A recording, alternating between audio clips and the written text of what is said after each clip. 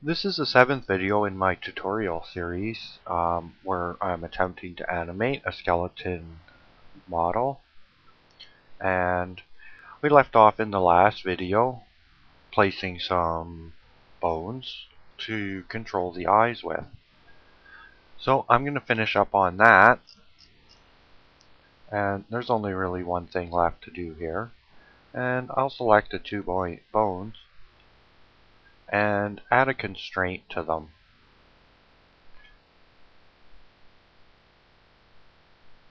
So I'll add a constraint to bone, and I'll use the copy rotation constraint.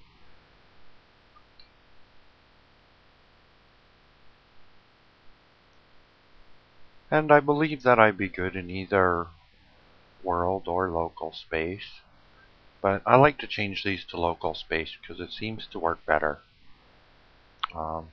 I've had one go a little bit wonky when I left it in world space. And that's pretty much it for this. I believe that rotating this will now rotate both bones equally and will work great for a pair of eyeballs. With that done, I think that it'd be nice to move away from the rigging, and not that it's entirely complete. Perhaps for making a little bit more ease in animation, some IK could also be added to the legs and feet. But I think that this tutorial has covered a bit of IK, and perhaps I'll add some of that later in between videos, and perhaps not. For now, I'm going to go away from the rigging though and address this actual skeleton.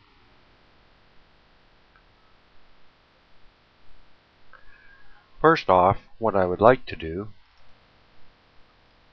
is have a look at these eyes. I moved those to a layer all by themselves when I made the eye bones. So I'm going to want to put those into the layer with the skeleton. But I also think it might be a good idea to duplicate those. So I'm going to Shift D to duplicate them. And I'm going to move that duplicate layer to the last layer. And then I'll move this layer to rejoin the skeleton, which is in this layer, I believe. So we'll go have a look at that layer. The next thing I want to do is to duplicate the teeth and the iris. Perhaps I should select the iris first, being a little easier to select. I'm going to duplicate those, drop them where they are, and move them again to the last layer. And the reason that I'm doing this is in order to retain the entire model with the actual skin on it as well. Because that way my female is also a complete model. And I have the option of saving this file and keeping it handy where I can animate both this and this with the same rigging, just by using different layers. So I think that would work out to be pretty convenient and make this project file that much more worthwhile. So I'm going to go over to the skeleton now. And there's some pretty obvious first steps to do here. First off, select all. I guess I can just do that with the keypad. And come down and set it to smooth to increase the quality of its look some. And that'll get it looking a lot better. The next thing I would like to do is to take the teeth and the actual skeleton portion of the model and join them. So I'm going to join those as one mesh because I believe they'll work better as one single mesh. And later on, I'll also join the eyes with the iris, but not until I've applied their materials. Actually, I should probably apply the materials to the teeth as well. So I guess I'll keep those separate for now. Let's find my camera and set up and do a quick render. I put those into this layer. So I'm going to have a look through my camera. And set it up a little bit just to be able to see what we're up against. And then set up the light. So I'll grab it, put that there, duplicate it, put a duplicate off to the side here. Perhaps raise the duplicate light and maybe lower that off to the side a bit. Let's do a quick render, see what it looks like. Well, not exactly ideal lighting, but it'll do for the demonstration purpose. And what I have here is a model that's, well, it's too shiny, and I think that the color could use some work. And I'm going to change the color of the bones and the teeth first, and its reflectiveness. And that'll go very quickly. That's very easy to do. So I'll select the skeleton and go into the materials panel. To change the color is pretty obvious. Use the color picker. I'll try to find a bone color. Something a little yellowish.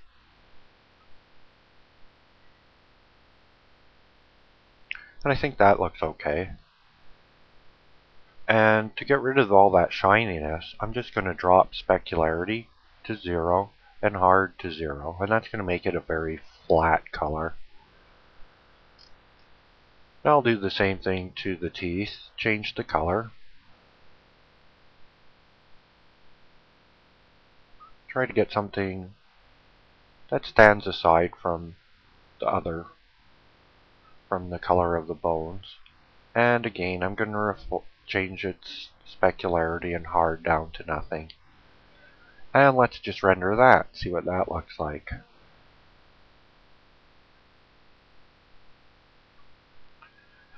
Now it's a lot less shiny, and its eyes are still a bit shiny, and probably too much so. Could probably change that down a little bit.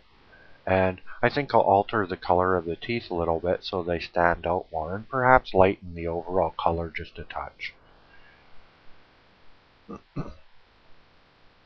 I'll start off with lightening the color of the skeleton, and I can do that by changing its reflectivity, and this will make it just bounce more light back, but not make it more shiny. So I'll render that and have a look. It's not much difference. Perhaps the color picker will work as well.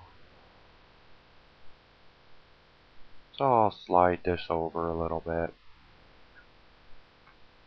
And then have a look at that. And I'm happy with that. I think that looks okay. And, well, a texture onto this as well would probably increase its quality quite a bit. But I'm not going to try to do this too special. And try to move on to the eyes. Before I do that, I'm going to cut out of my video and stop and see how much time I have left. While I've only got 1 minute left, that's not enough time to do anything else on that project. So I opened up another project I had going and did a quick render. And just to show the quality of model that one I'll get working with makehuman. And this is a completed model with all of the materials and such added to her that are part of the file and can be found in the makehuman program files. And the model is outstanding. The software does a great job. So if you're like me and really don't stand a chance of modeling something like this, then have a look at makehuman because it certainly is worthwhile. And with that, I'll sign off and I'll see you in my next video. Till then, happy modeling.